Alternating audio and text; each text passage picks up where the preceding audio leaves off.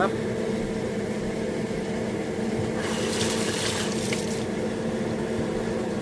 Ano to? Tawag dito? Salmon. Salmon.